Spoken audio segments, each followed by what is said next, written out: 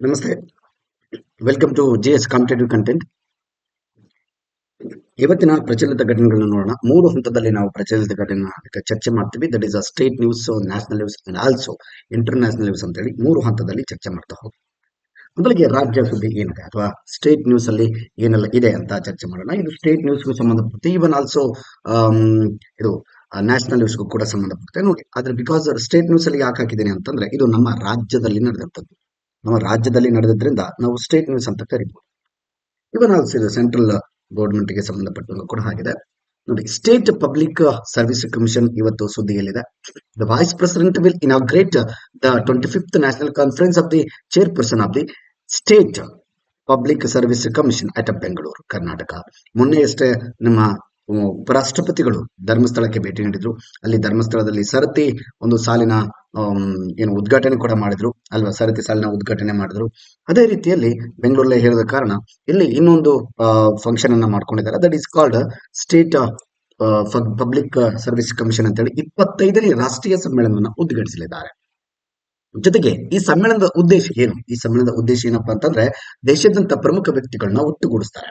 ಜೊತೆಗೆ ರಾಜ್ಯ ಸಾರ್ವಜನಿಕ ಸೇವೆಗಳ ಅಧ್ಯಕ್ಷರು ಪ್ರಮುಖ ವಿಷಯಗಳ ಬಗ್ಗೆ ಇಲ್ಲಿ ಚರ್ಚೆ ಮಾಡ್ತಾರೆ. ಈಗ ನಮ್ಮ KPSC ಇದಲ್ರಿ, ಈ KPSC ಬಗ್ಗೆ ಕೂಡ ಚರ್ಚೆ ಆಗುತ್ತೆ. ಸೊ ಈ ಇನ್ಮುಂದೆ ಆದ್ರೂ ಕೂಡ KPSC ಅಲ್ಲಿ ಸ್ವಲ್ಪ ಕೆಲವು ಆಡಳಿತದಲ್ಲಿ ಟ್ರಾನ್ಸ್ಪರೆನ್ಸಿ ಬರಲಿ, ಇಲ್ಲಿ ಯಾವುದೇ ರೀತಿ ಕರಪ್ಷನ್ ಆಗದೆ ಇರಲಿ ಅನ್ನೋದು ಕೂಡ ನಾವು ಭಾವಿಸೋಣ. ಜೊತೆಗೆ ರಾಜ್ಯ ಮಟ್ಟದಲ್ಲಿ ಸಾರ್ವಜನಿಕ ಸೇವಾ ಆಯೋಗಗಳ ಕಾರ್ಯನಿರ್ವಹಣೆಯನ್ನು ಹೆಚ್ಚಿಸಲು ಈ ವೇದಿಕೆಯನ್ನ ಸೃಷ್ಟಿ ಮಾಡಲಾಗಿದೆ. ಜೊತೆಗೆ ಈ ಕಾರ್ಯಕ್ರಮದ ನೇಮಕಾತಿ ಪ್ರಕ್ರಿಯೆಯನ್ನು ಸುಧಾರಿಸುವುದು, ಪಾರದರ್ಶಕ. ನೋಡಿ, ನೇಮಕಾತಿ ಪ್ರಕ್ರಿಯೆ ಸುಧಾರಿಸುತ್ತೆ, ಪಾರದರ್ಶಕ ಟ್ರಾನ್ಸ್ಪರೆನ್ಸಿ ಆಗುತ್ತೆ. ಜೊತೆಗೆ ಆಧುನಿಕ ಯುಗದಲ್ಲಿ ರಾಜ್ಯ ಆಯೋಗವು ಎದುರಿಸುತ್ತಿರುವ ಕೆಲವು ಸವಾಲುಗಳನ್ನು ಕೂಡ ಪರಿಹರಿಸುವ ಕುರಿತು ಎಲ್ಲರೂ ಕೂಡ ಚರ್ಚೆ ಮಾಡ್ತಾರೆ. ಇಲ್ಲಿ ಪ್ರಮುಖ ಗಣ್ಯ ವ್ಯಕ್ತಿಗಳು ಇರ್ತಾರೆ. ಎಲ್ಲ ಸಲಹೆ ಮೇರೆಗೆ ಇದನ್ನ ಡಿಸಿಷನ್ ತಗೊಳ್ಳಾಗುತ್ತೆ. ತಮ್ಮ ಭೇಟಿಯ ಸಮಯದಲ್ಲಿ ಅದೇ ಡ್ಯೂರಿಂಗ್ ಇಸ್ ವಿಸಿಟ್ ಕರ್ನಾಟಕಕ್ಕೆ ವಿಸಿಟ್ ಕೊಟ್ಟಿದ್ದರು.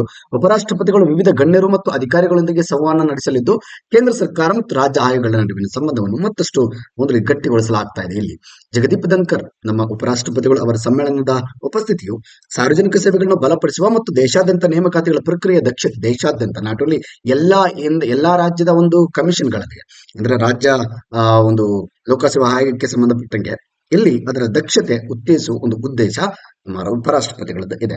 ನೋಡಿ, ಈ ಭೇಟಿಯು ಹೆಚ್ಚು ನಿರೀಕ್ಷಿತವಾಗಿದ್ದು ದೇಶದಲ್ಲಿ ಸಾರ್ವಜನಿಕ ಸೇವಾ ಸುಧಾರಣೆಗಳಿಗೆ ಸಮ್ಮೇಳನ ಪ್ರಮುಖ ಕಾರ್ಯಕ್ರಮವಾಗಲಿದೆ ಎಂದು ಭರವಸೆ ನೀಡುತ್ತದೆ. ಡೆಫಿನೆಟ್ಲಿ. ಸೊ ನೋಡೋಣ, ಈಗ ನ್ಯಾಷನಲ್ ನ್ಯೂಸ್ಗೆ ಸಂಬಂಧಪಟ್ಟಂಗೆ ಏನಿದೆ ರಾಷ್ಟ್ರೀಯ ಸುದ್ದಿಗಳಲ್ಲಿ ಅಷ್ಟು ಇಲ್ಲ ಮಾಹಿತಿ. ನೋಡೋಣ, ಹಂತವಾಗಿ ಎಲ್ಲವನ್ನು ಕೂಡ ನಾವು ಯಾಡ್ ಮಾಡ್ತಾ ಹೋಗೋಣ. ಯಾವ ರಾಷ್ಟ್ರೀಯ ಸುದ್ದಿಗೆ ಸಂಬಂಧಪಟ್ಟಂಗೆ ಡಿಸ್ಕಸ್ ಮಾಡೋದಾದ್ರೆ, ಹೌದು, ನೀವು ಒಂದು ಕೃಷಿ ಕ್ಷೇತ್ರದಲ್ಲಿ ಒಂದು ಬದಲಾವಣೆ ಆಗಿದೆ. Ministry of agriculture and farmers welfare ಇವತ್ತು ನ್ಯೂಸ್ ಇದೆ. ಲೆಟ್ ಅಸ್ ಡಿಸ್ಕಸ್ ಏನಿದೆ, ಏನಕ್ಕೆ ಈ ಒಂದು ಸುದ್ದಿಯಲ್ಲಿ ಇದೆ ಅಂತ ನೋಡೋದಾದ್ರೆ, ನೋಡಿ, ಕೃಷಿ ಮತ್ತು ರೈತ ಕಲ್ಯಾಣ ಸಚಿವಾಲಯ ಇವತ್ತು ಏನ್ ಮಾಡಿದೆ, ಅಮೆರಿಕದ ಕೃಷಿ ಇಲಾಖೆಗಳ ರಾಷ್ಟ್ರೀಯ ಸಂಘದ ನಿಯೋಗವನ್ನು ಇಂದು ಕೃಷಿ ಭವನದಲ್ಲಿ ಭೇಟಿ ಆಗುತ್ತೆ. ಅಂದ್ರೆ ಇಲ್ಲಿ ನಸ್ಡಾ ಅನ್ನೋ ಒಂದು ಸಂಘ ಬರುತ್ತೆ, ಆರ್ಗನೈಸೇಷನ್ ಬರುತ್ತೆ. ಇಲ್ಲಿ ಅಮೆರಿಕದ, ಇದು ಮೂಲತಃ ಅಮೆರಿಕದ್ದು ನಮ್ಮ ಭಾರತಕ್ಕೆ ಬರುತ್ತೆ. ಭಾರತದಲ್ಲಿ ಒಂದು ರೀತಿಯ ಕೃಷಿಯ ಬಗ್ಗೆ ತಿಳಿಸೋದಕ್ಕೆ ಅಥವಾ ನಮ್ಮ ಕೃಷಿಯ ಪದ್ಧತಿಯನ್ನು ಕೂಡ ಅವರು ತಿಳ್ಕೊಳ್ಳೋದಕ್ಕೆ ಇಲ್ಲಿ ಬರ್ತಾರೆ. ಜೊತೆಗೆ ನಾವು ಅಮೆರಿಕದ ಕೆಲವು ಅತ್ಯಾಧುನಿಕ ತಂತ್ರಗಳ ಕೃಷಿ ತಂತ್ರಜ್ಞಾನಗಳನ್ನು ಕೂಡ ಅವರಿಂದ ಪಡ್ಕೊಳ್ತೀವಿ. ಈ ಸಭೆಯು ಕೃಷಿಯ ಪ್ರಮುಖ ಕ್ಷೇತ್ರಗಳಲ್ಲಿ ಆಳವಾದ ಸಂವಾದವನ್ನು ಬೆಳೆಸುವುದು ಮತ್ತು ಸಹಯೋಗವನ್ನು ಬಲಪಡಿಸುವ ಗಮನ ಹರಿಸುತ್ತೆ. ಬಿಕಾಸ್ ಇವತ್ತಿನ ಒಂದು ಕಾಲದಲ್ಲಿ ನೋಡೋದಾದ್ರೆ ಕೃಷಿಯ ಪಾತ್ರ ಬಹಳಷ್ಟು ಇದೆ. ಕೃಷಿ ಇಲ್ಲ ಅಂತಂದ್ರೆ ಯಾವ ಒಂದು ಜೀವನವೂ ಕೂಡ ಇಲ್ಲ ಜಗತ್ತಿನಲ್ಲಿ. ಅಂತ ಒಂದು ದೇಶದಲ್ಲಿ ಏನಾಗ್ತದೆ, ಹೆಚ್ಚಾಗಿ ನಾವು ಕೃಷಿಯಲ್ಲಿ ಹೆಚ್ಚು ಮುಂದಿದ್ದೇವೆ. ಎಲ್ಲವೂ ಕೂಡ ಕೃಷಿಯ ಮೇಲೆ ಆಧಾರಿತವಾಗಿದೆ ನಮ್ಮ ದೇಶದ ಒಂದು ಆಡಳಿತ. ಸೊ ಇಷ್ಟರ ಮಟ್ಟಿಗಿರುವಾಗ ಕೃಷಿಯಲ್ಲಿ ಕೆಲವು ಟ್ರಾನ್ಸ್ಪರೆನ್ಸಿಗಳನ್ನ ತರುವುದು ಬಹಳ ಅವಶ್ಯಕತೆ ಆಗಿದೆ. ಅಂತ ಒಂದು ನಿಟ್ಟಿನಲ್ಲಿ ಇವತ್ತು ಅಮೆರಿಕದ ನಸ್ಡಾ ಏನ್ ಮಾಡಿದೆ, ನಮ್ಮ ಅಗ್ರಿಕಲ್ಚರ್ ಮಿನಿಸ್ಟ್ರಿನ ಭೇಟಿ ಆಗಿದೆ, ಸಲಹೆಗಳನ್ನ ಕೊಟ್ಟಿದೆ, ಮತ್ತೆ ನಮ್ಮ ದೇಶದ ಕೆಲವು ಕೃಷಿ ಪದ್ಧತಿಗಳನ್ನು ಕೂಡ ಅಳವಡಿಸಿಕೊಂಡಿದೆ. ನೋಡಿ, ಚರ್ಚೆಯ ಪ್ರಮುಖ ಕ್ಷೇತ್ರಗಳಂದ್ರೆ ಏನು? ಹಣ್ಣುಗಳು. ನೋಡಿ, ಆರ್ಟಿಕಲ್ಚರ್ಗೆ ಸಂಬಂಧಪಟ್ಟಂಗೆ ಡಿಸ್ಕಸ್ ಮಾಡ್ತಾರೆ. ಹಣ್ಣುಗಳು ಮತ್ತು ತರಕಾರಿಗಳಂದ್ರೆ these are related to the horticulture. ತೋಟಗಾರಿಕೆಗೆ ಸಂಬಂಧಪಟ್ಟಂತ ಒಂದು ಬೆಳೆಗಳು. ನೋಡಿ, ತೋಟಗಾರಿಕೆ KS ಮೇನ್ಸ್ಗೆ ಸಂಬಂಧಪಟ್ಟಂಗೆ one of the most important topic that is horticulture. ಹೆಚ್ಚಾಗಿ ಇಡೀ ದೇಶಕ್ಕೆ ಸಂಬಂಧಪಟ್ಟಂಗೆ ನಾವು ತೋಟಗಾರಿಕೆಯನ್ನ ಪರಿಚಯ ಮಾಡಿದ್ರಿ. ಟಿಪ್ಪು ಸುಲ್ತಾನ್ ಮತ್ತು ಹೈದರ್ ಅಲಿ ಇವರು ಏನ್ ಮಾಡ್ತಾರೆ, ತೋಟಗಾರಿಕೆಯನ್ನ ಇಡೀ ದೇಶಕ್ಕೆ ಪರಿಚಯ ಮಾಡಿಕೊಟ್ಟಂತವ್ರು. ಅಂತ ಒಂದು ರಾಜ್ಯ ನಮ್ಮದಾಗಿದೆ. ಹಾಗಾಗಿ ಹಣ್ಣುಗಳು ಮತ್ತು ತರಕಾರಿ ಹೆಚ್ಚಾಗಿ ನಮ್ಮ ಕರ್ನಾಟಕದಲ್ಲಿ KS ಎಕ್ಸಾಮ್ ಅಲ್ಲಿ ಇದನ್ನ ಮೇನ್ಸ್ ಅಲ್ಲಿ ಒಂದು ಅಲ್ಟಿಮೇಟ್ ಕ್ವಶನ್ ರೀ. ಶೀತಲ ಸರಪಳಿ ನಿರ್ವಹಣೆ ಮತ್ತು ನೋಡಿ ಸ್ವಯಂ ಪ್ರೇರಿತ ಕಾರ್ಬನ್ ಕ್ರೆಡಿಟ್ ಉಪಕ್ರಮಗಳನ್ನು ಕೂಡ ಆಚರಿಸಲಾಗ್ತದೆ. ನೋಡಿ, ಕೃತಕ ಬುದ್ಧಿಮತ್ತೆ, ಕೆಲವು ಸುಧಾರಿತ ತಂತ್ರಜ್ಞಾನಗಳ ಬೆಳೆಯ ಮೂಲಕ ನಿಖರವಾದ ಕೃಷಿ, ಆಹಾರ ಸಂರಕ್ಷಣೆ ಉದ್ಯಮಗಳ ಹೂಡಿಕೆ ಅವಕಾಶ ಇಲ್ಲಿ ಸಿಗುತ್ತೆ. ಇದರಿಂದ ಬೆಳೆ ವಿಮೆ ಆಗಿರ್ಬೋದು, ಇನ್ಸೂರೆನ್ಸ್ ಕೊಡೋದಾಗಿರ್ಬೋದು, ಮತ್ತು ಸಾಮರ್ಥ್ಯದ ಒಂದು ವೃದ್ಧಿ ಆಗಿರ್ಬೋದು, ಇಲ್ಲಿ ಕೃಷಿಯಲ್ಲಿನ ಸಹಕಾರ ಪ್ರಮುಖ ಪಾತ್ರವಾಗುತ್ತೆ. ಇನ್ನು ನೋಡೋದಾದ್ರೆ 5G use case test lab ಅನ್ನ ಮಾಡಿದ್ದಾರೆ, ಉದ್ಘಾಟನೆ ಮಾಡಿದ್ದಾರೆ. ಇಲ್ಲಿ ಕೇಂದ್ರ ಕಲ್ಲಿದ್ದಲು ಮತ್ತು ಗಣಿ ಸಚಿವಾಲಯ ಏನ್ ಮಾಡಿದೆ ಅಂತಂದ್ರೆ Shri minister of the union minister for coal and mines it is called G Kishan Reddy ಅವರು ಏನ್ ಮಾಡಿದ್ದಾರೆ, ಇಂದು ರಾಂಚಿ ಕೇಂದ್ರೀಯ ಗಣಿ ಯೋಜನೆ ಮತ್ತು ವಿನ್ಯಾಸ ಸಂಸ್ಥೆಯಲ್ಲಿ 5G ಬಳಕೆಯ ಅತ್ಯಾಧುನಿಕ ತಂತ್ರಜ್ಞಾನವಾದ 5G ಬಳಕೆಯ ಕೇಸ್ ಟೆಸ್ಟ್ ಲ್ಯಾಬ್ ಅನ್ನ ಉದ್ಘಾಟಿಸಿದ್ದಾರೆ. ಸೊ ಇದು ಏನ್ ಮಾಡುತ್ತೆ ಅಂತ ಕೂಡ ನಾವು ಚರ್ಚೆ ಮಾಡೋಣ. ಅತ್ಯಾಧುನಿಕ ಸೌಲಭ್ಯ, ಇದು ಕಲ್ಲಿದ್ದಲು ವಲಯದ ಡಿಜಿಟಲ್ ರೂಪಾಂತರ, ಒಂದು ರೀತಿ ಅಪ್ಡೇಟ್ ವರ್ಷನ್ ಅಂತ ಹೇಳ್ಬೋದ್ರಿ. ಕಲ್ಲಿದ್ದಲು ಬಹಳ ಇಂಪಾರ್ಟೆಂಟ್, ಆದ್ರೆ ಅದನ್ನು ಒಂದು ರೀತಿ ಅತ್ಯಾಧುನಿಕ ಮಾಡೋದಕ್ಕೆ, ಡಿಜಿಟಲ್ ಮಾಡೋದಕ್ಕೆ, ಕಲ್ಲಿದ್ದಲು ಇದನ್ನ ಡಿಜಿಟಲ್ ಮಾಡೋದಕ್ಕೆ, ಒಂದು ರೀತಿ ಸ್ಪೀಡ್ ಆಗಿ ಟ್ರಾನ್ಸ್ಪರೆನ್ಸಿ ತರಲಿಕ್ಕೆ ಈ ಒಂದು ತಾಂತ್ರಿಕ ಭೂದೃಶ್ಯಗಳನ್ನ ಮುನ್ನಡೆಸುವ ಗುರಿಯನ್ನು ಕೂಡ ಹೊಂದಿದೆ. Okay, yes. ನೋಡಿ, 5G ಪರೀಕ್ಷೆಯ ಪ್ರಯೋಗಾಲಯದ ಉದ್ದೇಶಗಳೇನು ಮತ್ತೆ ಪ್ರಮುಖ ಉದ್ದೇಶಗಳನ್ನ ನೋಡೋದಾದ್ರೆ, ಇದು ಏನು ಮಾಡುತ್ತೆ ಸರ್? 5G ಒಂದು ಟೆಸ್ಟ್ ಲ್ಯಾಬ್ ಅನ್ನ ಮಾಡಿದ್ದಾರೆ, ಉದ್ಘಾಟನೆ ಮಾಡ್ತಾರೆ. ಇದರಿಂದ ಲಾಭ ಏನಾಗುತ್ತೆ, ಇದರ ಉದ್ದೇಶ ಏನಿದೆ? ಪರೀಕ್ಷಾ ಪ್ರಯೋಗಾಲಯಕ್ಕೆ ಸಂಬಂಧಿಸಿದಂತೆ ಕಲ್ಲಿದ್ದಲು ಗಣಿಗಾರಿಕೆ ಉದ್ಯಮದಲ್ಲಿ ಅವಶ್ಯಕತೆ ಒಂದು ಮೂಲ ಆಗಿದೆ. ವಿವಿಧ ನವೀನ ಬಳಕೆಯ ಪ್ರಕರಣಗಳು, ಅನ್ವಯಿಕೆಗಳನ್ನು ವಿವರಿಸಲು ಈ ಟೆಸ್ಟ್ ಲ್ಯಾಬ್ ಅನ್ನ ಮಾಡಿದ್ದಾರೆ. ನೆನಪಿರ್ಲಿ, testing development of 5G use cases such as voice, video, data communication, ನೋಡಿ ಅಪ್ಲಿಕೇಶನ್, ಧ್ವನಿ, ವಿಡಿಯೋ, ಡೇಟಾ ಸಂವಹನ ಅನ್ವಯಿಕೆ ಅಂತ 5G ಬಳಕೆಯ ಪ್ರಕರಣಗಳ ಪರೀಕ್ಷೆ ಮತ್ತು ಅಭಿವೃದ್ಧಿಯನ್ನ ಮಾಡಲಾಗ್ತಾ ಇದೆ.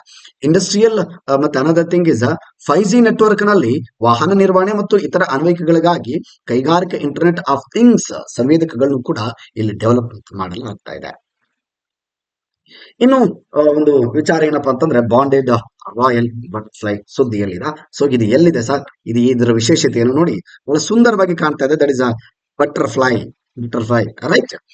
ನೋಡಬಹುದು ನೀವು, ಚಿಕ್ಕ ಮಕ್ಕಳು LKG ಅಲ್ಲಿ ಬಟರ್ಫ್ಲೈ ಸಾಂಗ್ ಆಡ್ತಾರೆ. Anyhow, Pura has made a significant contribution to biodiversity documentation with the first ever recorded sighting of the banded royal butterfly. ಈ ಬಾಂಡೆಡ್ ರಾಯಲ್ ಬಟರ್ಫ್ಲೈ ಅನ್ನೋ ಒಂದು ರೇರ್ ಸ್ಪೀಸ್ ನಮ್ಗೆ ಸಿಕ್ಕಿದ್ದಾರೆ.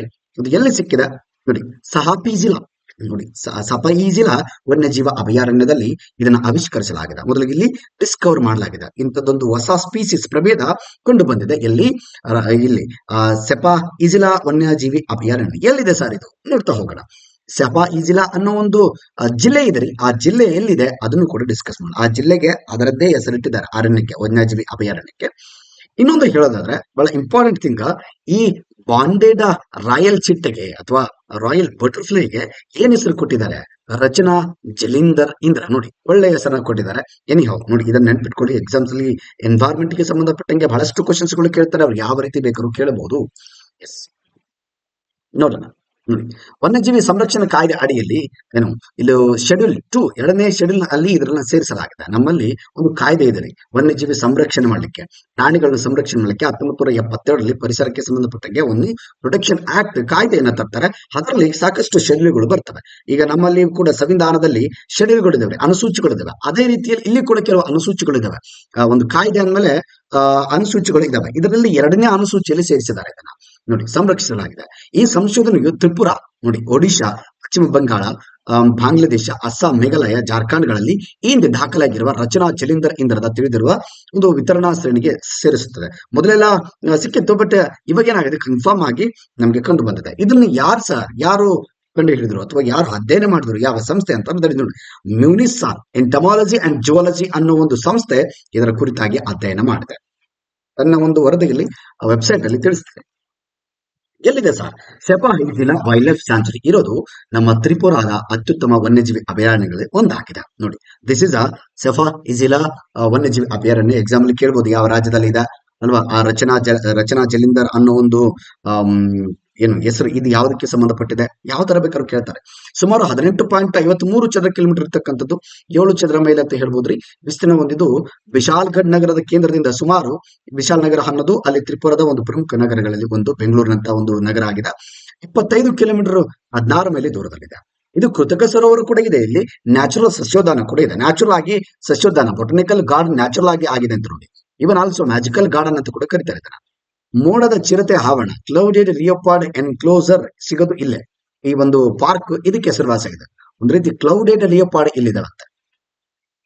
ಇದನ್ನು ಕೂಡ ಎಕ್ಸಾಂಪಲ್ ಕೇಳಬಹುದ್ರಿ. ಅಭಯಾರಣ್ಯವು ವಿವಿಧ ಪಕ್ಷಿ, ಉನ್ನತ ದರ್ಜೆಯ ಸಸ್ತನಿ ಮತ್ತು ಇತರ ಪ್ರಾಣಿಗಳಿಗೆ ಇದೊಂದು ನೆಲೆಯಾಗಿದೆ. ಎಸ್ ನೋಡಿ, ಈ ಎಕ್ಸಾಕ್ಟ್ ಪ್ಲೇಸ್ ಇರೋದು here Sepahijala wildlife sanctuary and zoo park ರೀ. ನೋಡಿ ಪ್ಲೇಸ್ ಕೂಡ ಬಹಳ ಇಂಪಾರ್ಟೆಂಟ್ ರೀ. ಮ್ಯಾಪ್ ರೀಡಿಂಗ್ ಬಹಳ ಇಂಪಾರ್ಟೆಂಟ್ ಆಗುತ್ತೆ. ಅದಕ್ಕೆ ನಾನು ಮ್ಯಾಪ್ಗಳನ್ನ ಹಾಕ್ತಾ ಇರ್ತೇನೆ ಬಹಳಷ್ಟು ಸರಿ. ಇನ್ನೊಂದು ಇಲ್ಲಿ ತೋಡಾ ಟ್ರೈಬ್ ಅನ್ನೋದು ಸುದ್ದಿಯಲ್ಲಿದೆ ರೀ. ತೋಡಾ ಟ್ರೈಬ್ ಏನಕ್ಕೆ ಸುದ್ದಿಯಲ್ಲಿದೆ?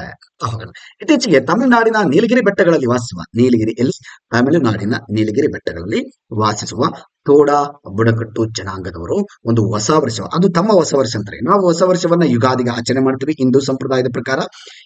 ಕ್ಯಾಲೆಂಡರ್ ಪ್ರಕಾರ ನೋಡೋದಾದ್ರೆ, ಇಂಗ್ಲಿಷ್ ಕ್ಯಾಲೆಂಡರ್ ಪ್ರಕಾರ ನೋಡೋದಾದ್ರೆ ನ್ಯೂ ಇಯರ್ ಜನವರಿ 1ಕ್ಕೆ ಆಚರಣೆ ಮಾಡ್ತೀವಿ. ನಾವು ಮೊನ್ನೆ ಅಷ್ಟೇ ಜನವರಿ 1 ಕೂಡ ಆಚರಣೆ ಮಾಡಿದ್ರು. ಅದೇ ರೀತಿಯಲ್ಲಿ ಇವರು ಹೊಸ ವರ್ಷ ಅಂತೆ ಈ ದಿನ. ಯಾಕೆ ಮೊನ್ನೆ ಹೊಸ ವರ್ಷವನ್ನ ಮಾಡಿದ್ರು. ಏನು ಅವರು ಹೊಸ ವರ್ಷವನ್ನ ಮಾಡಿದ್ರು? ಈ ತೋಡಾ ಬುಡಕಟ್ಟು ಜನಾಂಗ ಎಲ್ಲಿಗೆ ಸೇರಿದೆ ಅನ್ನೋದು ಬಹಳ ಇಂಪಾರ್ಟೆಂಟ್ ಆಗುತ್ತೆ. ತಮಿಳುನಾಡು ರಾಜ್ಯಕ್ಕೆ ಸಂಬಂಧಪಟ್ಟಿದ ನೀಲಗಿರಿ ಬೆಟ್ಟಗಳಲ್ಲಿ ಇವರು ವಾಸ ಮಾಡ್ತಾರೆ. ಅವರಲ್ಲಿ ಈ ಹಬ್ಬವನ್ನ ಏನಂತ ಕರೀತಾರೆ ಅಂತ ಕೂಡ ಕೇಳ್ಬೋದ್ರಿ. ಮೊದ್ವಾಯ್ತ್ ಅನ್ನೋದು ಇದು ಯಾವುದಕ್ಕೆ ಸಂಬಂಧಿಸಿದೆ ಅಂತ ನಾಳೆ ಎಕ್ಸಾಂಪಲ್ ಕೇಳಿದ್ರೆ ಅವಾಗ ಏನಂತಾರ, ಓದಿಲ್ದ ಇದ್ದಾಗ ಏನನ್ಸುತ್ತೆ, ಇದೆಲ್ಲ ಔಟ್ ಆಫ್ ಸಿಲೆಬಸ್ ಅಂತ ಅನ್ಸ್ಬಿಡುತ್ತೆ. ಇನ್ ಕೇಸ್ ನಾವು ಚೆನ್ನಾಗಿ ಓದಿದಾಗ ಅರ್ಥ ಆಗುತ್ತೆ ಡೆಫಿನೆಟ್ಲಿ ಇದು ಒಂದು ತೋಡಾ ಟ್ರೈಬ್ಸ್ ಗೆ ಸಂಬಂಧಪಟ್ಟಿತ್ತು ಅಂತ ಹೇಳಿ ಅಲ್ವಾ. ಮೊದ್ವಾಯ್ತ್ ವೆರಿ ಇಂಟ್ರೆಸ್ಟಿಂಗ್ ಇದೆ ನೋಡಿ. ತೋಡಾ ಬುಡಕಟ್ಟು ಜನಾಂಗದ ಬಗ್ಗೆ ಇನ್ನು ಹೆಚ್ಚಿನ ಮಾಹಿತಿಯನ್ನು ನೋಡೋದಾದ್ರೆ, ನೀಲಗಿರಿ ಜಿಲ್ಲೆಯ ಮುತ್ತನಾಡು ಮುಂಡ್ ಗ್ರಾಮದ ಮುನ್ಪೋ ದೇವಸ್ಥಾನದಲ್ಲಿ, ಯಾವ ದೇವಸ್ಥಾನ ರೀ? This is called Munpo. ನೋಡಿ, ಮುನ್ಪೋ ದೇವಸ್ಥಾನ ಅಂತ ದೇವಸ್ಥಾನ ಇದು. This is a temple of the Toda tribe. Toda tribe ನ ಒಂದು ಟೆಂಪಲ್ ರೀ ಇದು. ಹಿಂಗಿದೆ ನೋಡಿ, ಬುಡಕಟ್ಟು ಜನಾಂಗದ ಒಂದು ಗುಡಿ ದೇವಸ್ಥಾನ. ತೋಡಾ ಬುಡಕಟ್ಟು ಜನಾಂಗದವರು ವಾರ್ಷಿಕವಾಗಿ ಮೊದ್ವೈತ್ ಉತ್ಸವವನ್ನು ಪ್ರತಿ ವರ್ಷ ಮೊದ್ವೈತ್ ಅನ್ನು ಆಚರಣೆ ಮಾಡ್ತಾರೆ ಜನವರಿಯಲ್ಲಿ. ಇದು ಪ್ರಕೃತಿ ಸಂಸ್ಕೃತಿಯ ಆರಾಧನೆಗೆ ಸಂಬಂಧಿಸಿದಂತೆ ಬುಡಕಟ್ಟು ಜನಾಂಗದವರ ಸಂಸ್ಕೃತಿ ಲಾಂಛನವಾಗಿದೆ. ಒಂದು ಸಿಂಬಲ್ ಅಂತ ಹೇಳ್ಬೋದು ಅವರ ಟ್ರೆಡಿಷನ್ಗೆ ಸಂಬಂಧಪಟ್ಟಂಗೆ. ಆಚರಣೆಯ ಪ್ರಮುಖ ಲಕ್ಷಣ ಏನ್ರಿ? ಸಮೃದ್ಧಿಗಾಗಿ ಪ್ರಾರ್ಥನೆ. ನೋಡಿ, ಅಂತಹ ಒಂದು ಬುಡಕಟ್ಟು ಜನಾಂಗದವರಲ್ಲಿ ಇಂಥದ್ದೊಂದು ಪ್ರಾರ್ಥನೆ ಮನವಿ ಇದೆ ಅಂತಂದ್ರೆ ಸಾಮಾನ್ಯ ವಿಚಾರ ಅಲ್ಲ. ಎಲ್ಲರಿಗೂ ಕೂಡ ಮನುಷ್ಯತ್ವವಿದೆ ಅನ್ನೋದು ಇಲ್ಲಿ ತೋರಿಸುತ್ತೆ. ಕಾಡಿನಲ್ಲಿ ವಾಸ ಮಾಡಿದ್ರೇನು, ನಾಡಿನಲ್ಲಿ ವಾಸ ಮಾಡಿದ್ರೇನು, ಎಲ್ಲರಿಗೂ ಕೂಡ ಮನಸ್ಸು ಇರುತ್ತೆ. ಆ ಮನಸ್ಸಿಗೆ ಒಳ್ಳೆ ಹೃದಯ ಕೂಡ ಇರುತ್ತೆ ಅನ್ನೋದು ಇಲ್ಲಿ ಅರ್ಥ ಆಗುವಂತ ಒಂದು ವಿಚಾರ. ನೋಡಿ, ಸಾಂಪ್ರದಾಯಿಕ ನೃತ್ಯಗಳನ್ನು ಕೂಡ ಆ ಒಂದು ಟೈಮಲ್ಲಿ ಪ್ರದರ್ಶಿಸಲಾಗುತ್ತೆ. ನೋಡಿ, ಅವರದೇ ಆದಂತ ಒಂದು ಡ್ಯಾನ್ಸ್ ಗಳನ್ನ ಮಾಡ್ತಾರೆ ಇವತ್ತು. ನೋಡಿ, ಸಾಂಪ್ರದಾಯಿಕ ಸಂಸ್ಕೃತಿ ಕಾರ್ಯಕ್ರಮ ತೋಡಾ ಸಂಸ್ಕೃತಿಯ ಅಂಶಗಳನ್ನು ಕೇಂದ್ರೀಕರಿಸುತ್ತದೆ. ಮತ್ತು ಅದೇ ಸಮಯದಲ್ಲಿ ನೀಲಗಿರಿ ಪ್ರವಾಸೋದ್ಯಮ ಚಟುವಟಿಕೆಗಳ ಬಗ್ಗೆ ಕೂಡ ಉತ್ತೇಜನ ನೀಡ್ತಾರಂತೆ. ಅವರ ಒಂದು ಪ್ರವಾಸೋದ್ಯಮ ಕೂಡ ಸಪೋರ್ಟ್ ಮಾಡ್ತಾರೆ. ಈವನ್ ಆಲ್ಸೋ ನೋಡಿ, ತೋಡಾ ನೀಲಗಿರಿ ಜೀವಗಳು ಮೀಸಲು ಪ್ರದೇಶದ ಒಂದು ಪಶುಪಾಲಕ ಬುಡಕಟ್ಟು ಜನಾಂಗವಾಗಿದ್ದು, ಇದು ಸಂಪೂರ್ಣ ಸಸ್ಯಾಹಾರಿ ಮತ್ತು ಸರಳವಾದ ದನಪಾಲನೆ ಮತ್ತು ಡೈರಿ ನಿರ್ವಹಣೆಗೆ ನೋಡಿ ಇವರೆಲ್ಲ ಇಷ್ಟೆಲ್ಲ ಒಂದು ಒತ್ತು ಕೊಡ್ತಾ ಇದ್ದಾರೆ. ಪರಿಸರಕ್ಕೆ ಸಂಬಂಧಪಟ್ಟಂಗೆ ಪ್ರಾಚೀನ ಜೀವನ ವಿಧಾನವನ್ನು ಕೂಡ ಅಭ್ಯಾಸ ಮಾಡಲಾಗ್ತಾ ಇದೆ. ಪರಿಸರಕ್ಕೆ ಎಷ್ಟು ಮಹತ್ವ ಕೊಡ್ತಾ ಇದ್ರೆ ಇಲ್ಲಿ ಗೊತ್ತಾಗುತ್ತೆ ನಮಗೆ. ಸಂಸ್ಕೃತಿ ಮತ್ತು ಸಾಂಪ್ರದಾಯಿಕ ಸಂಬಂಧಿಸಿದಂತೆ ಸ್ಥಳೀಯ ಜನರು ತಮ್ಮದೇ ಆದ ಕಟ್ಟಡಗಳ ಶೈಲಿಯನ್ನ ಹೊಂದಿದ್ದಾರೆ. ಪರಸ್ಪರ ಹೇಗೆ ಸಂಬೋಧಿಸಬೇಕು ಎಂಬ ನಿಯಮಗಳು, ಅವರ ಧರ್ಮದ ಆಚರಣೆಗಳು ನಿಜವಾಗಿಯೂ ಪ್ರಕೃತಿಗೆ ಸಾಮರಸ್ಯವನ್ನು ಹೊಂದಿದ್ದಾರೆ ಎಂಬುದು ಸಾಬೀತುಪಡಿಸುತ್ತದೆ ಇಲ್ಲಿನ ಮುಖಾಂತರ, ಈ ಒಂದು ಆಚರಣೆಯ ಮುಖಾಂತರ. ಮತ್ತೆ ಫಾರ್ಮರ್ ಪ್ರೆಸಿಡೆಂಟ್ ಪ್ರಣಬ್ ಮುಖರ್ಜಿ ಅವರು ನ್ಯೂಸ್ ಅಲ್ಲಿ ಇದ್ದಾರೆ. ಅಂದ್ರೆ ಮಾಜಿ ರಾಷ್ಟ್ರಪತಿಗಳು, ಭಾರತದ ಮಾಜಿ ರಾಷ್ಟ್ರಪತಿಗಳು. ಇವರ ಕಾಲದಲ್ಲಿ ಕೂಡ ಸಾಕಷ್ಟು ದೇಶದ ಅಭಿವೃದ್ಧಿಯನ್ನ ಮಾಡಿದ್ದಾರೆ. ಇವರು ಕೂಡ ರಾಷ್ಟ್ರಪತಿಗೆ ತನ್ನ ಒಂದು ಸ್ಥಾನದಲ್ಲಿ ಏನ್ ಮಾಡ್ಬೇಕು ಅದನ್ನು ಮಾಡಿದ್ದಾರೆ. ನವದೆಹಲಿಯಲ್ಲಿ ಏನ್ ಮಾಡಿದ್ದಾರೆ ಅಂತಂದ್ರೆ, ರಾಜ್ಘಾಟ್ ಪ್ರದೇಶದಲ್ಲಿ ರಾಷ್ಟ್ರೀಯ ಸ್ಮೃತಿ ಇವರಿಗೆ ಸಂಬಂಧಪಟ್ಟಂಗೆ ಒಂದು ಮೆಮೋರಿಯಲ್ ಕಟ್ಟಡ ನಿರ್ಮಾಣ ಮಾಡಲಿಕ್ಕೆ ಕೇಂದ್ರ ಸರ್ಕಾರ ನಿರ್ಧಾರ ಮಾಡಿದೆ. ಮಾಜಿ ರಾಷ್ಟ್ರಪತಿ ಪ್ರಣಬ್ ಮುಖರ್ಜಿ ಅವರಿಗೆ ಮೀಸಲಾಗಿರುವ ಸ್ಮಾರಕವನ್ನು ಸ್ಥಾಪಿಸಲು ಕೇಂದ್ರ ಸರ್ಕಾರ ಅನುಮೋದನೆ ಕೊಟ್ಟಿದೆ ಅಂತ ನೋಡೋಣ. ನವದೆಹಲಿಯಲ್ಲಿ ರಾಜ್ಘಾಟ್ ಪ್ರದೇಶದಲ್ಲಿ ಶ್ರೀ ಪ್ರಣಬ್ ಮುಖರ್ಜಿ ಅವರು ಜುಲೈ 25, 2012 ಭಾರತದ 13ನೇ ರಾಷ್ಟ್ರಪತಿಯಾಗಿ ಅಧಿಕಾರ ವಹಿಸಿಕೊಳ್ತಾರೆ. 13ನೇ ರಾಷ್ಟ್ರಪತಿಯಾಗಿ, ಅಂದ್ರೆ ಆ ಟೈಮಲ್ಲಿ ಕಾಂಗ್ರೆಸ್ ಸರ್ಕಾರ, ಮನಮೋಹನ್ ಸಿಂಗ್ ಆಡಳಿತ ಇತ್ತು ಅಂತ. ಸರ್ಕಾರ ಮತ್ತು ಸಂಸತ್ತಿನ ರಾಷ್ಟ್ರಕ್ಕೆ 5 ದಶಕಗಳಿಗೂ ಕೂಡ ಹೆಚ್ಚು ಕಾಲ ಅನುಕರಣೀಯ ಸೇವೆ ಸಲ್ಲಿಸಿದ ರಾಜಕೀಯ ವೃತ್ತಿ ಜೀವನವನ್ನು ಕೂಡ ಅಲಂಕರಿಸಿದ್ದಾರೆ. ಬಹಳಷ್ಟು ಒಂದು ಪೊಲಿಟಿಕಲ್ ಅಲ್ಲಿ ಬಹಳ ಒಂದು ಆಸಕ್ತಿಯನ್ನು ಹೊಂದಿದ್ರು, ಜೊತೆಗೆ ಅನುಭವ ಕೂಡ ಆಗಿತ್ತು. ಪ್ರಣಬ್ ಮುಖರ್ಜಿ ಅವರು was a finance minister from 2009 ರಿಂದ 2012 ಇವರು ಹಣಕಾಸು ಮಂತ್ರಿ ಆಗಿದ್ದರು. ಹಣಕಾಸು ಮಂತ್ರಿ ಅದಾದ ನಂತರ ಮತ್ತೆ ಇವರು ಏನಾಗ್ತಾರೆ, ರಾಷ್ಟ್ರಪತಿಗಳಾಗ್ತಾರೆ, ಭಾರತದ ರಾಷ್ಟ್ರಪತಿಗಳಾಗ್ತಾರೆ. ಜೊತೆಗೆ ಈ was awarded India's highest civilian honour that is called Bharat Ratna in 2019. 2019 ಹೊತ್ತಿಗೆ ಇವರಿಗೆ ಭಾರತ ರತ್ನ ಪ್ರಶಸ್ತಿ ಕೂಡ ಕೊಟ್ಟು ಸರ್ಕಾರ ಗೌರವಿಸುತ್ತೆ. ನೋಡಿ, ಭಾರತ ರತ್ನ ಯಾವಾಗ ಸಿಕ್ಕಿದೆ ಇವರಿಗೆ ಅಂತ ಕೂಡ ಕೇಳಬಹುದು ಎಕ್ಸಾಮ್ ಅಲ್ಲಿ, ಬಿಕಾಸ್ ರೀಸೆಂಟ್ ಆಗಿ ಸಿಕ್ಕಿದೆ. ಜೊತೆಗೆ ಇವರಿಗೆ ರಾಜ್ಘಾಟ್ ನಲ್ಲಿ ಒಂದು ಏನು ಮೆಮೋರಿಯಲ್ ಕೂಡ ಮಾಡ್ತಾ ಇದ್ದಾರೆ. ಚಿಂತನ್ ಶಿಬಿರ್, ಚಿಂತನ್ ಶಿಬಿರ್ ಅಂದ್ರೆ ಏನ್ ಸರ್, ಇದು ಯಾಕೆ ಸುದ್ದಿಯಲ್ಲಿ ಇದೆ ಅಂತ ನೋಡಿದ್ರೆ, ಇದು ವುಮೆನ್ಸ್ ಗೆ ಸಂಬಂಧಪಟ್ಟಂತೆ, ವುಮೆನ್ ಅಂಡ್ ಚೈಲ್ಡ್ ವೆಲ್ಫೇರ್ ಗೆ ಸಂಬಂಧಪಟ್ಟಂತ ಒಂದು ವಿಚಾರ. Very interesting and also exam ಅಲ್ಲಿ ಕೇಳುವಂತದ್ದು. ಇವತ್ತಿನ ಒಂದು ವಿಚಾರಗಳು ಮಹಿಳಾ ಸಬಲೀಕರಣ ಆಗಿರ್ಬೋದು, ಮಕ್ಕಳ ಅಭಿವೃದ್ಧಿ ಕಲ್ಯಾಣ ಆಗಿರ್ಬೋದು, ಇವುಗಳಿಗೆ ಸಂಬಂಧಪಟ್ಟಂಗೆ ಬಹಳ ಚರ್ಚೆ ಆಗುತ್ತೆ. ಇವನ್ ಎಕ್ಸಾಮ್ ಅಲ್ಲಿ ಕೂಡ ಸಾಕಷ್ಟು ಕ್ವಶನ್ಸ್ ಅನ್ನು ಕೇಳ್ತಾರೆ. ಮಹಿಳಾ ಮತ್ತು ಮಕ್ಕಳ ಅಭಿವೃದ್ಧಿ ಕಲ್ಯಾಣ ಅಥವಾ ಅಭಿವೃದ್ಧಿ ಸಚಿವಾಲಯ ರಾಜಸ್ಥಾನದ ಉದಯಪುರ ನಗರದಲ್ಲಿ 2025 10ರಿಂದ 12ರವರೆಗೆ ಚಿಂತನ್ ಶಿಬಿರ ಆಯೋಜಿಸಲಾಗಿದೆ. ಒಂದು ಕಾರ್ಯಕ್ರಮವನ್ನು ಹಮ್ಮಿಕೊಂಡಿದ್ದಾರೆ 10ರಿಂದ 12ರವರೆಗೆ. ಏನಿದು, ಇದರ ಉದ್ದೇಶ ಏನು? ಚಿಂತನ್ ಶಿಬಿರ್ ಅನ್ನೋದು ಯಾವುದಕ್ಕೆ ಸಂಬಂಧಪಟ್ಟಿದೆ ಅಂತ ಎಕ್ಸಾಮ್ ಅಲ್ಲಿ ಕೇಳಿದ್ರೆ, this is sustainable of mind generate tomorrow ಅಂತೇಳಿ ಅವರು ಒಂದು ಥೀಮ್ ಅನ್ನು ಇಟ್ಕೊಂಡು ಮಾಡ್ತಾ ಇದ್ದಾರೆ.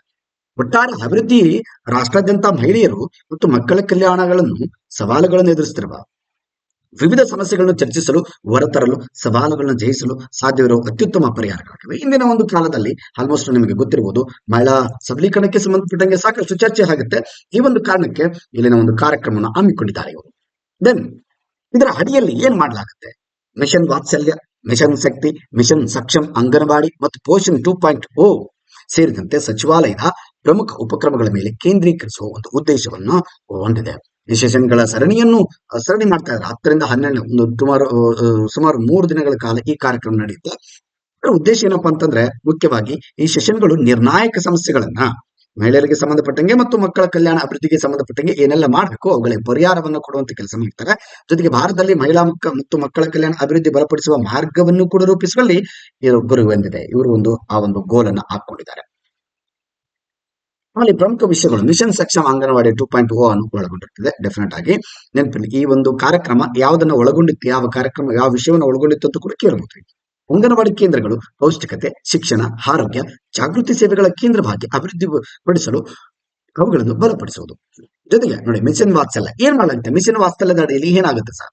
ಸುಧಾರಿತ ಶಿಶುಪಾಲನಾ ಸಂಸ್ಥೆಗಳು, ಶಿಶುಪಾಲನೆ ಮಕ್ಕಳ ಒಂದು ಆರೈಕೆಯನ್ನು ಮಾಡುವ ಉದ್ದೇಶದಿಂದ ಈ ಮಿಷನ್ ವಾತ್ಸಲ್ಯವನ್ನ ಕಾರ್ಯಕ್ರಮವನ್ನು ಹಮ್ಮಿಕೊಳ್ಳಲಾಗಿದೆ. ಪಾಲನೆ, ದತ್ತು ಮತ್ತು ದತ್ತು ಮಕ್ಕಳ ಅಭಿವೃದ್ಧಿ ಆಗಿರ್ಬೋದು, ಅವರ ಒಂದು ಕಾಳಜಿ ಆಗಿರ್ಬೋದು, ನಂತರದ ಅವರ ಆರೈಕೆ ಮೂಲಕ ಮಕ್ಕಳ ಕಲ್ಯಾಣವನ್ನು ತೀವ್ರಗೊಳಿಸುವುದು ಇಲ್ಲೊಂದು ಪ್ರಮುಖ ವಿಚಾರವಾಗಿದೆ. ಮಿಷನ್ ಶಕ್ತಿ ಅಂದ್ರೆ ಏನು? ಈ ಮಿಷನ್ ಶಕ್ತಿಯಲ್ಲಿ ಏನಿದೆ ಸರ್? ಇವೆಲ್ಲ ನೋಡಿ ಎಕ್ಸಾಮ್ ಅಲ್ಲಿ ಡೈರೆಕ್ಟ್ ಆಗಿ ಕೇಳ್ತಾರೆ. ಓಕೆನಾ? ಆಮೇಲೆ ನೋಡಿ, ಮಹಿಳೆಯರ ಸುರಕ್ಷತೆ, ಬಾಲ್ಯ ವಿವಾಹ, ಮಕ್ಕಳನ್ನು ಸಬಲೀಕರಣಗೊಳಿಸಲು ತಂತ್ರಜ್ಞಾನದ ಬಳಕೆ ಅಂತ ಸಮಸ್ಯೆಗಳನ್ನು ಬಗೆಹರಿಸ್ತಾರೆ. ಜೊತೆಗೆ ವಿಶೇಷವಾಗಿ ಸಿ ಬಾಕ್ಸ್ ಅನ್ನೋ ಒಂದು ಪೋರ್ಟಲ್ ಇದ್ರೆ ಆ ಪೋರ್ಟಲ್ ಮೂಲಕ ಮಾಹಿತಿಯನ್ನ ನೀವು ಪಡೆದುಕೊಳ್ಳಬಹುದು. ಇದಕ್ಕೆ ಸಂಬಂಧಪಟ್ಟಂಗೆ ಮಹಿಳಾ ಒಂದು ಮಕ್ಕಳ ಅಭಿವೃದ್ಧಿಗೆ ಸಂಬಂಧಪಟ್ಟಂಗೆ ಸಿ ಬಾಕ್ಸ್ ಅನ್ನೋ ಒಂದು ಪೋರ್ಟಲ್ ಅನ್ನೇ ರೆಡಿ ಮಾಡಿದ್ದಾರೆ. ಇನ್ನು ಅಂತಾರಾಷ್ಟ್ರೀಯ ವಿಚಾರಕ್ಕೆ ಬರೋದಾದ್ರೆ ಏನ್ ಸುದ್ದಿಯಲ್ಲಿ ಇದೆ ಅಂತಾರಾಷ್ಟ್ರೀಯ ವಿಚಾರದಲ್ಲಿ, ಇದನ್ನು ಕೂಡ ಡಿಸ್ಕಸ್ ಮಾಡೋಣ. ಓಕೆ ನೋಡಿ, yes that is the first bird flu death, ಅಂದ್ರೆ ಅಕ್ಕಿ ಜ್ವರ ಅಂತ ಕರಿತೀವಲ್ರಿ, ಅಕ್ಕಿ ಜ್ವರ ಇಲ್ಲಿ ನ್ಯೂಸ್ ಅಲ್ಲಿ ಇದೆ. H5N1 ಅಂತ ಕರಿತೀವಿ. ಈ H5N1 ನ್ಯೂಸ್ ಅಲ್ಲಿ ಇದೆ ಸರ್. ಬಹಳ ವರ್ಷಗಳಿಂದ ಇದು ನ್ಯೂಸ್ ಅಲ್ಲಿ ಇದೆ ರೀ. ಆದ್ರೆ ಇವತ್ತು ಯಾಕೆ ನ್ಯೂಸ್ ಅಲ್ಲಿ ಇದೆ, ಇಷ್ಟು ಚರ್ಚೆ ಆಗ್ತಾ ಇದೆ ಅಂತಂದ್ರೆ ಅದನ್ನು ಕೂಡ ನೋಡೋಣ. ಫಸ್ಟ್ ಬರ್ಡ್ ಫ್ಲೂ ಡೆತ್ ಆಗಿದೆ ಇಲ್ಲಿ. ಮೊದಲ ಅಕ್ಕಿ ಜ್ವರದ ಒಂದು ಡೆತ್ ಆಗಿರ್ತಕ್ಕಂಥದ್ದು ಎಲ್ಲಿ? ಅಮೆರಿಕದಲ್ಲಿ. ನೋಡ್ತಾ ಹೋಗೋಣ ಏನಾಗಿದೆ. ಲೂಸಿಯಾನಾ ಆರೋಗ್ಯ ಇಲಾಖೆ, ಲೂಸಿಯಾನಾ ಇದು ಅಮೆರಿಕದ ಒಂದು ಆರೋಗ್ಯ ಇಲಾಖೆ. ಲೂಸಿಯಾನಾ ಆರೋಗ್ಯ ಇಲಾಖೆಯು ಲೂಸಿಯಾನಾ ಮತ್ತು ಅಮೆರಿಕದಲ್ಲಿ ಮೊದಲ ಬಾರಿಗೆ ರೋಗಕಾರದ ಏವಿಯನ್ ಇನ್ಫ್ಲುಯೆನ್ಸ್ ನೋಡಿ, ಅಥವಾ H5N1 ಅಂತ ಕೂಡ ಕರಿತೀವಿ. ಹಕ್ಕಿ ಜ್ವರ, ರೈಟ್, ಹಕ್ಕಿ ಜ್ವರ ಅಥವಾ ಕೋಳಿ ಜ್ವರ ಅಂತ ಕೂಡ ಕರಿತೀವಿ. ಸೋಂಕಿಗೆ ಒಳಗಾಗಿ ಆಸ್ಪತ್ರೆಗೆ ದಾಖಲಾಗಿದ್ದ ರೋಗಿ ಸಾವನ್ನಪ್ಪಿದ್ದಾರೆ ಅಂತ ವರದಿ ಮಾಡುತ್ತೆ ಈ ಒಂದು ಡಿಪಾರ್ಟ್ಮೆಂಟ್, ಅಮೆರಿಕದ ಒಂದು ಡಿಪಾರ್ಟ್ಮೆಂಟ್.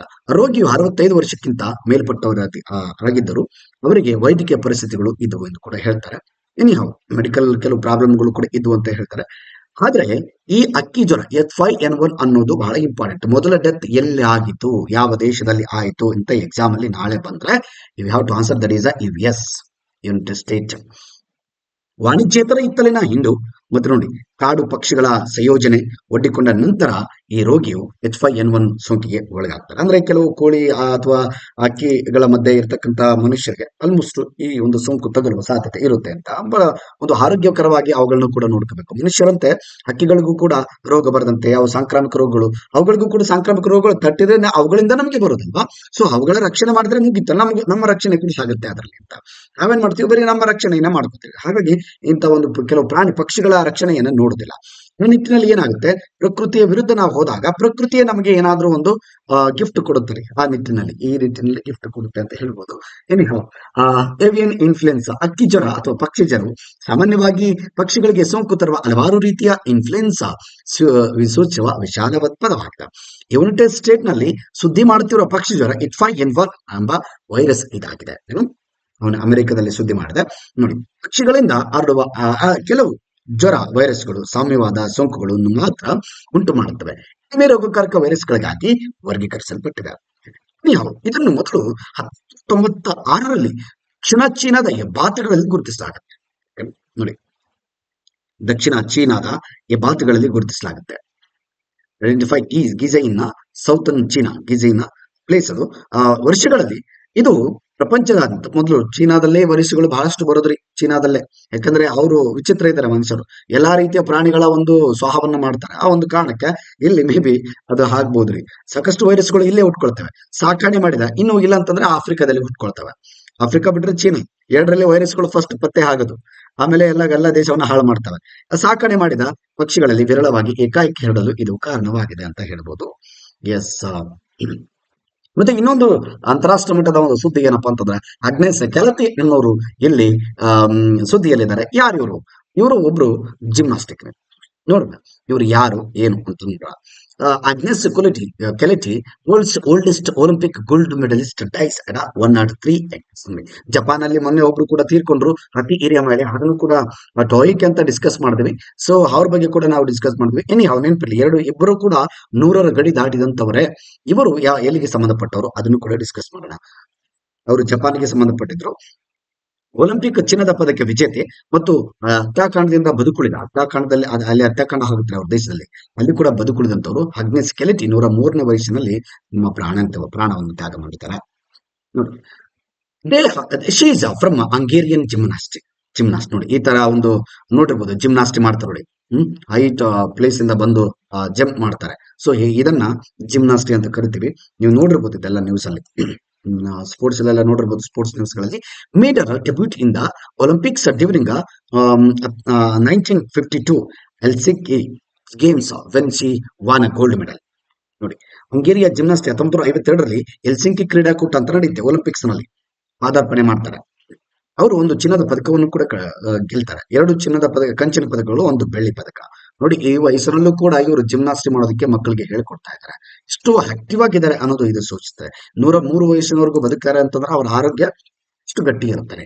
ಇನ್ನೊಂದೇನಪ್ಪ ಅಂದ್ರೆ, ಲೆಬನಾನ್ಸ್ ಆರ್ಮೀಸ್ ಚೀಫ್ ಎಲೆಕ್ಟೆಡ್ ಪರ್ಸನ್. ನೋಡಿ, ಲೆಬನಾನ್ ಅಲ್ಲಿ ಏನಾಗಿದೆ ಅಂತಂದ್ರೆ ಅವರ ಒಂದು ಮಿಲಿಟರಿ ಆಡಳಿತ ಇತ್ತೀಚೆಗೆ ನಾವು ನೋಡಬಹುದು. ಜಾಗತಿಕ ಮಟ್ಟದಲ್ಲಿ ಏನಾಗ್ತಿದೆ ಅಂತಂದ್ರೆ, ಬಹಳಷ್ಟು ದೇಶಗಳಲ್ಲಿ ಮಿಲಿಟರಿ ಆಡಳಿತ ಬರ್ತಾ ಇದ್ದಾರೆ. ಮಿಲಿಟರಿ ಅವರು ಏನ್ ಮಾಡ್ತಿದ್ರೆ, ಅಲ್ಲಿನ ಒಂದು ರಾಷ್ಟ್ರಪತಿಗಳನ್ನ, ಪ್ರಧಾನಮಂತ್ರಿಗಳನ್ನ ಎಲ್ಲವನ್ನೂ ತೆಗೆದುಹಾಕಿ ತಾವೇ ಸರ್ವಾಧಿಕಾರತ್ವ ಧೋರಣೆಯನ್ನ ಮಾಡ್ತಾ ಇದ್ದಾರೆ. ಇಲ್ಲಿ ಇಂಥದ್ದೊಂದು ಘಟನೆ ಈ ಲೆಬನಾನ್ ಅಲ್ಲಿ ನಡೆದಿದೆ. ಲೆಬನಾನ್ ಸಂಸತ್ತು ಸೇನಾ ಮುಖ್ಯಸ್ಥ ಜೋಸೆಫ್ ಜೌನ್ ಅನ್ನೋರನ್ನ ಇಲ್ಲಿ ಏನ್ ಮಾಡಲಾಗಿದೆ ಅಂತಂದ್ರೆ, ರಾಷ್ಟ್ರದ ಮುಖ್ಯಸ್ಥರನ್ನಾಗಿ, ಪ್ರೆಸಿಡೆಂಟ್ ಅನ್ನಾಗಿ ಮಾಡಲಾಗಿದೆ. US ಅನುಮೋದನೆಯನ್ನು ಹೊಂದಿರುವ ಜನರಲ್ನೊಂದಿಗೆ ಹಾಲಿ ಅಧ್ಯಕ್ಷ ಸ್ಥಾನವನ್ನು ತುಂಬುತ್ತದೆ. ಇಸ್ರೇಲ್ನೊಂದಿಗಿನ ವಿಧ್ವಂಸಕ ಯುದ್ಧದ ನಂತರ ಇರಾನ್ನ ಬೆಂಬಲಿತ ಹೆಜ್ಬುಲ್ಲಾ ಗುಂಪಿನ ಕುಗ್ಗಿದ ಹಿಡಿತವನ್ನು ಇದು ತೋರಿಸುತ್ತೆ ಅಂತ ಹೇಳ್ಬೋದ್ರಿ. ಎಸ್, ಇಸ್ರೇಲ್ ಮತ್ತು ಈ ಹಿಜ್ಬುಲ್ಲಾ ಸಂಘಟನೆಗೆ ಸಂಬಂಧಪಟ್ಟಂತ ಒಂದು ಘಟನೆಗಳು ಇತ್ತೀಚೆಗೆ ಆಗ್ತಾ ಇದಾವೆ. ಆ ಒಂದು ನಿಟ್ಟಿನಲ್ಲಿ ಇಂಥದ್ದೊಂದು ಬದಲಾವಣೆ ಆಗಿದೆ ಅಂತ ಹೇಳ್ಬೋದು. ಲೆಬನಾನ್ ಎಲ್ಲಿ ಬರುತ್ತಾ, ಬಹಳ ಇಂಪಾರ್ಟೆಂಟ್. ಈ ಅರಬ್ ಕಂಟ್ರಿನ ನೀವು ಒಂದು ಸರಿ ಏನ್ ಮಾಡಿ, ಒಂದು ಚಾಪ್ಟರ್ ಆಗಿ ಅಧ್ಯಯನ ಮಾಡ್ಬಿಡಿ. ದಯವಿಟ್ಟು ಹೇಳ್ತಾ ಇದ್ದೀನಿ, ಈ ಅರಬ್ ಕಂಟ್ರಿ ಬಗ್ಗೆ ಫಿಕ್ಸ್ ಇರ್ತಾವೆ. ಒಂದು 2-3 ಕ್ವಶನ್ ಅಂತೂ ಪ್ರತಿ ಎಕ್ಸಾಮ್ ಅಲ್ಲಿ ಇರ್ತವೆ, ಡೆಫಿನೆಟ್ಲಿ ಇರ್ತವೆ.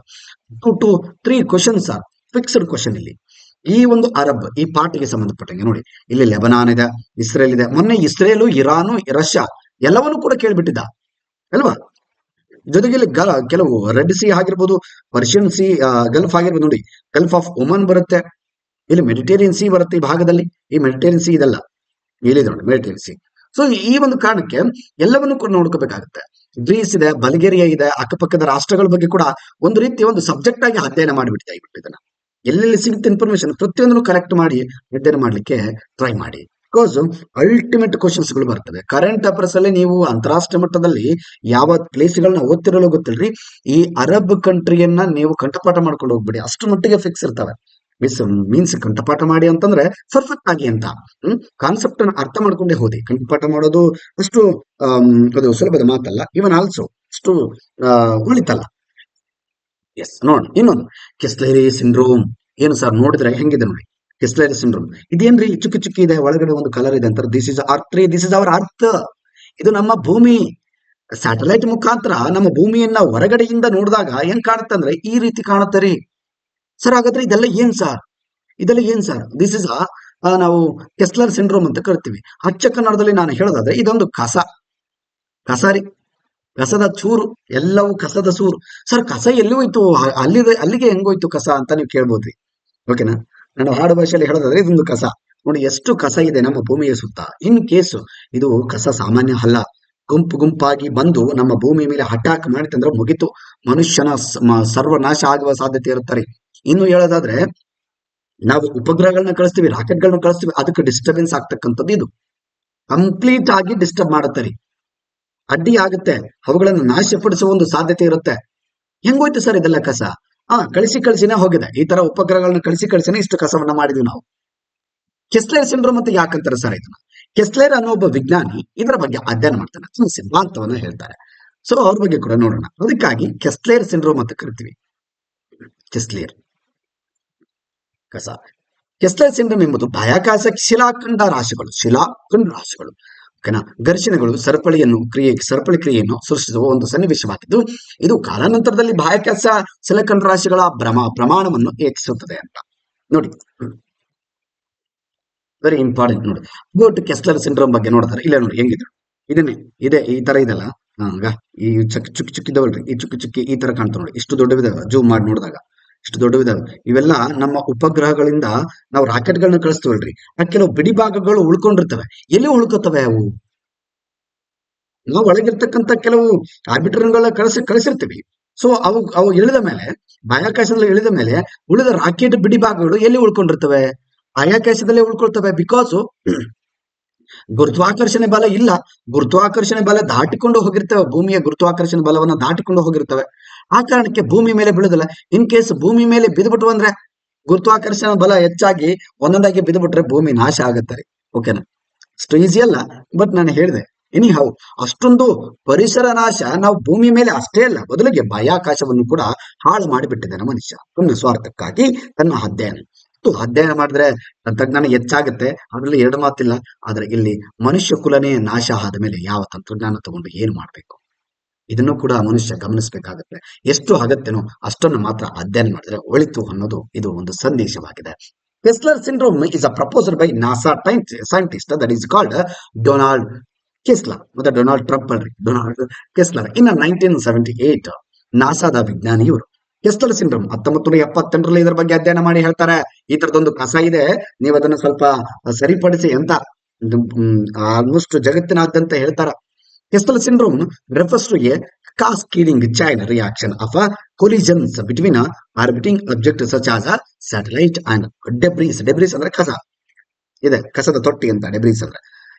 1978ರಲ್ಲಿ ನಾಸಾ ವಿಜ್ಞಾನಿಗಳು ಡೊನಾಲ್ಡ್ ಕ್ಲಸ್ಟರ್ ಪ್ರಸ್ತಾಪಿಸಿದ ಕೆಸ್ಲರ್ ಸಿಂಡ್ರೋಮ್ ಉಪಗ್ರಹಗಳು ಶಿಲಾಖಂಡ ರಾಶಿಗಳಂತ ಕಕ್ಷೆಯಲ್ಲಿರುವ ವಸ್ತುಗಳ ನಡುವಿನ ಘರ್ಷಣೆಯ ಕ್ಯಾಸ್ಕೇಡಿಂಗ್ ಸರಪಳಿ ಕ್ರಿಯೆಯನ್ನು ಸೂಚಿಸಿದೆ. ಕ್ಯಾಸ್ಕೇಡಿಂಗ್ ಸರಪಳಿ ಅಂತಂದ್ರೆ ಒಂದು ರೀತಿ ದೊಡ್ಡ ಪ್ರಮಾಣದಲ್ಲಿ ತ್ವರಿತವಾಗಿ ಒಂದು ಬೀಳ್ವಿಕೆ ಅಂತ.